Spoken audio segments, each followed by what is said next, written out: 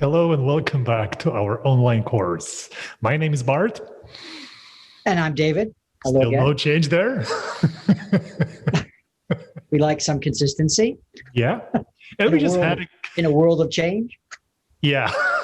And we just had a great ideation session. So look at that. This is the visual overview of our brainstorming. Pretty cool. Pretty cool. This is something we were able to work on given a distance of 6,000 miles. This is quite miraculous. Well, you're one of the tool makers, so it's great if you consider it a miracle.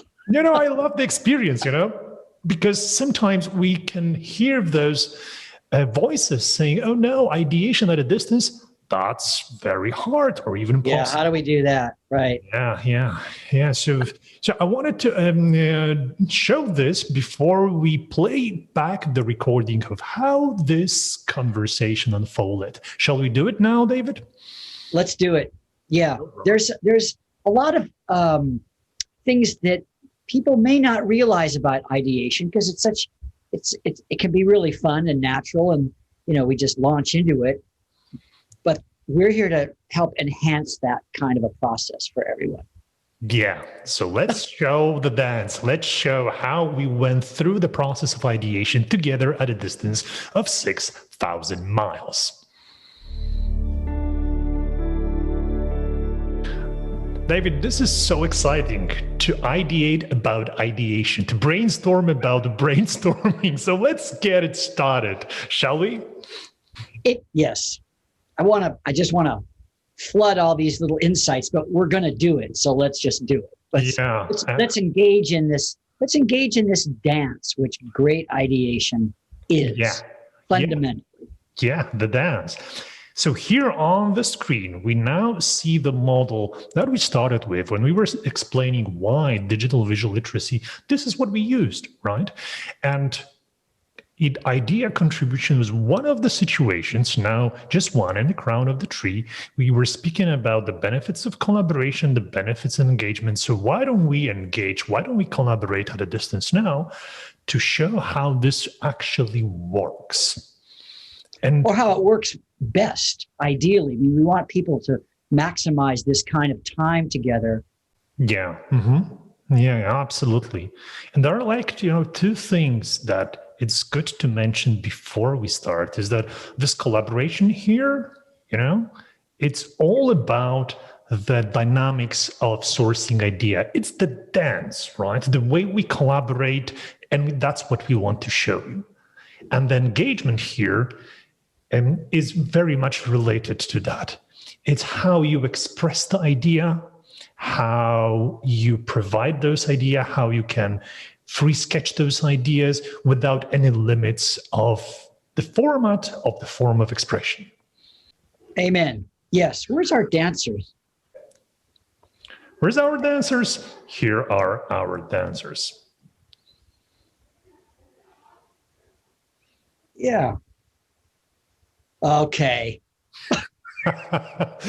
Okay, so David, because you bring your ideas and I bring my ideas to this conversation, maybe let's start by demonstrating the individual contribution, okay? Before we actually engage in the discussion, it would be a good starting point to take some space off this whiteboard for individual idea contribution. Let's say I would take this space, that's for Bart. And why not you taking this perspective here, okay? Okay. So we can independently put those things we bring to the conversation, we bring to the table before we actually begin our discussion. Yes. That's like having the ingredients already out on the counter for a dish that you're going to be preparing, right? That's a great idea. Exactly. And it's a very effective way to work with ideas. Yes. So let's start with that. Okay. Ready? That's excellent.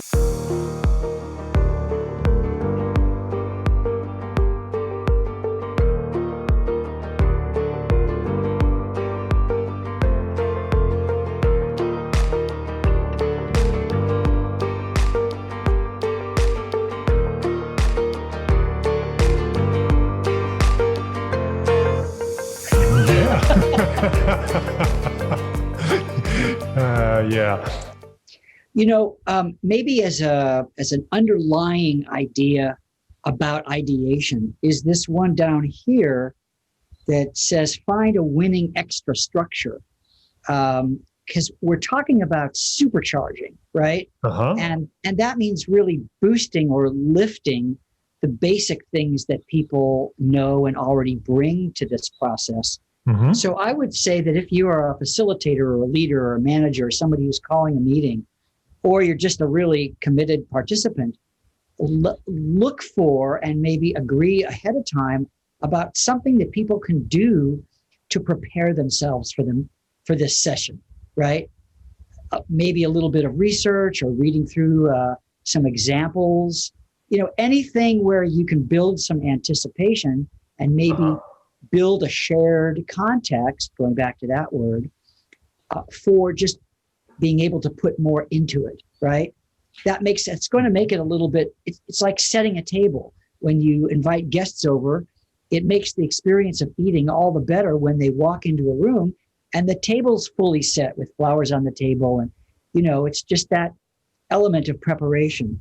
And then also make sure that there's somebody who's going to do a great job of capturing the process, right? And that relates to the legibility and the clarity. But before we go there, because that's during the session, and you mentioned a very important thing. You're right.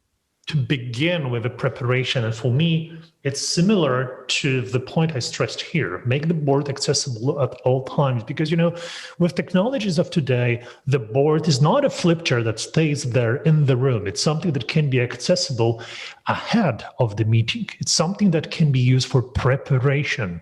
It's something that you can shoot a short video to prep participants before you meet them. Yes. During real-time meeting, saying, okay, this is what we're going to do. This is what we're aiming for.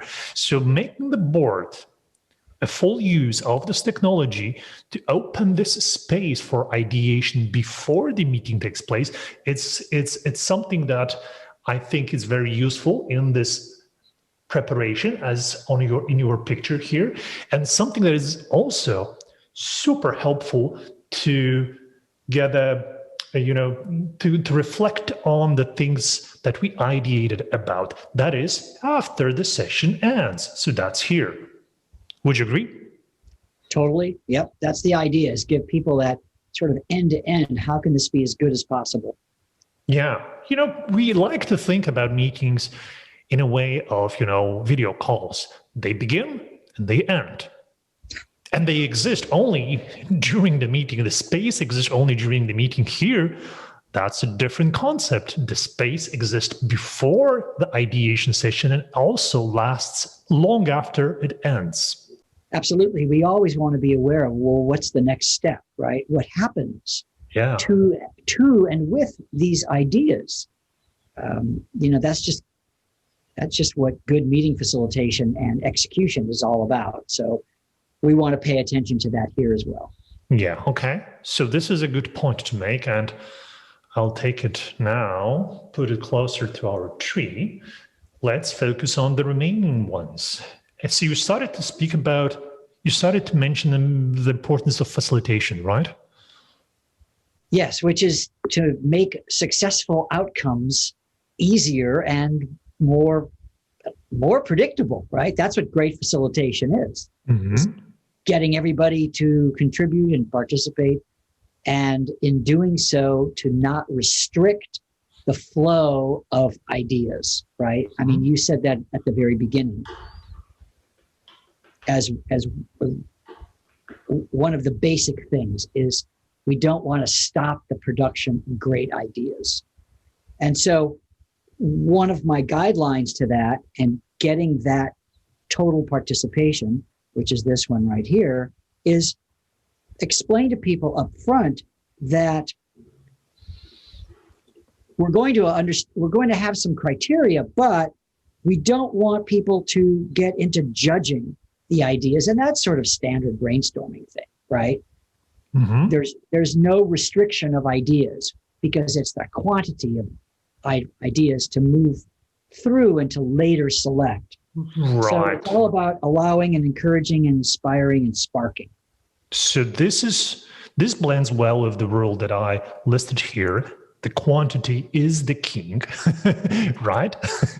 As we know, it's backed by science. You know, the original list of suggestions for the brainstorm, as it was coined by Osborne in 1953, if I remember right, there's a lot of research based on, the list of suggestions shared back then.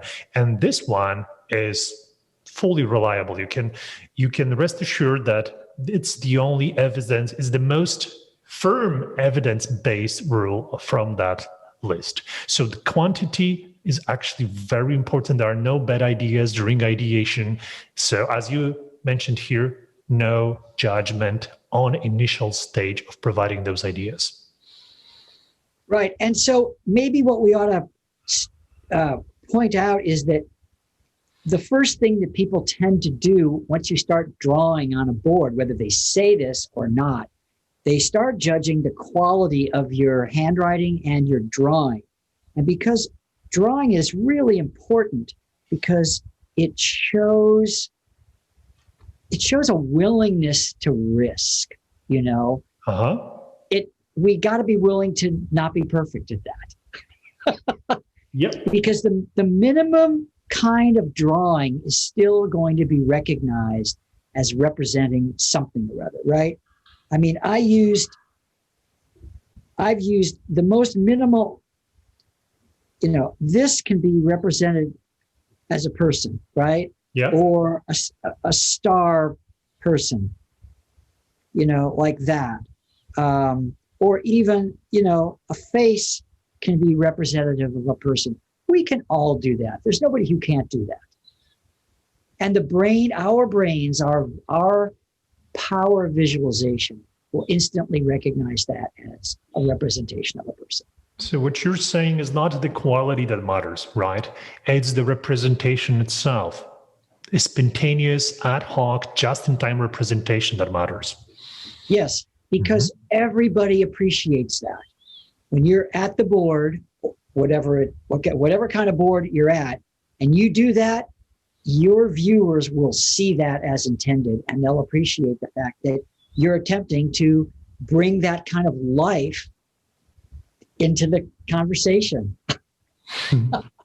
It's very authentic when people say, okay, so we have this group, right?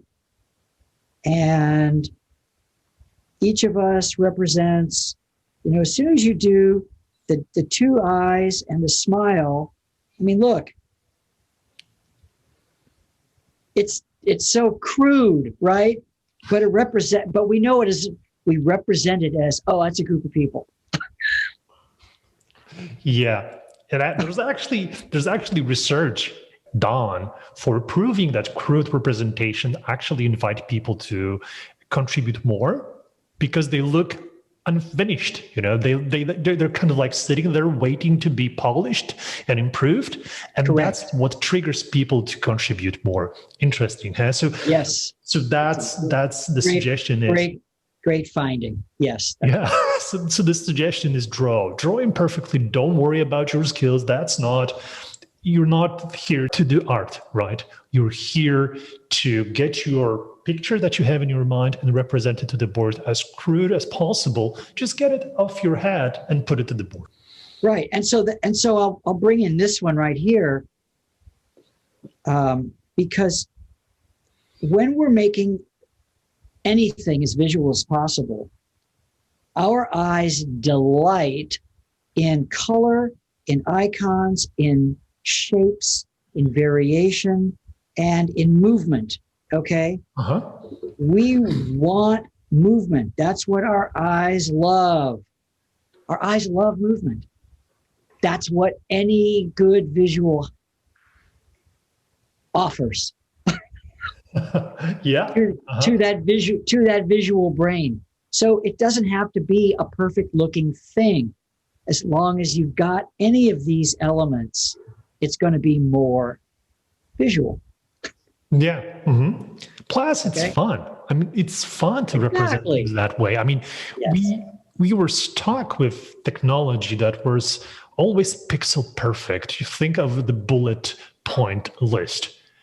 Yeah, it's useful, but it's boring. Right? You can have some fun in the process. Right. And what else? The other thing that the drawing offers is drawing offers variation. As you were just saying, if it's just that, the mind goes to sleep. Exactly. Yeah. The mind wants to bail because we're good at pattern recognition. We're good at picking out little things. We're good at seeing immediate variations. And that is, again, why the movement and why the drawing is just makes it more special, makes it richer. Okay. Yeah. What else? So what else? Ideas, words. Yeah, this is something that we've talked about that. Because what we want this to do, and I think this, we've said this already, is we want to nurture the growth of any one of these ideas further down the line. So that's why we want to plant a lot of seeds, right? Plant as many seeds as you can, because that way there's always one or two that will grow. And that's kind of the basic idea. Mm-hmm. And we didn't say this specifically, but smaller groups are better, especially, because they allow more contribution. Mm-hmm. And if you're in a brainstorming session and you don't understand what someone's saying, then by all means say, give us more about that. Explain that further. Or what does that look like to you, right? Mm-hmm. Make it clearer in the moment if it's not clear. Yeah. But I guess, the way we structured this session, it was a good illustration of how to overcome this problem of blocking each other in the process of producing ideas, especially during verbal only ideation sessions. People tend to talk past each other or just steal the spotlight. Think of those participants that are strong-minded, right, and like to talk first, and others are just waiting. So in order to remove that problem, structuring a session to have this individual time, as we did, on a same canvas, and then combine it with a group work to summarize and speak about the things that are already on the board, visualized on the board, is a very good approach. And as you said, small groups allow people to share more. The ideal group for brainstorm is actually 2 people, like we have here. But you can grow that number up to 5 and 6 and still overcoming the groupthink problem, where people kind of like cancel each other out with the set of suggestions that we shared here on this board. Yes, there's one here that I had. I guess it didn't make it. Oh, there it is. This one? Okay, there it is. Thanks. Yes. There are plenty of models as to what to do then with all of the suggestions, all of the ideas that are contributed.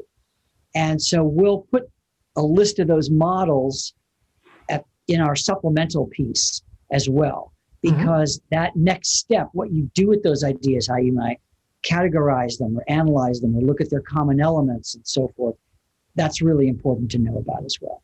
Yeah. Well, I think we've covered the basic ground here. We did. Yes, we did. So thank you for that, David. This is a good list. And we'll turn this now into a supplementary document that comes with the training. So you can have it as a list if you prefer lists. That's fine with us. If you like visuals, we'll leave this board for you. David, thanks for building this visual together with me today. It's fun. It's great. All right. Thanks, Bart. Thanks. Take care. Till the next time. Till the next time.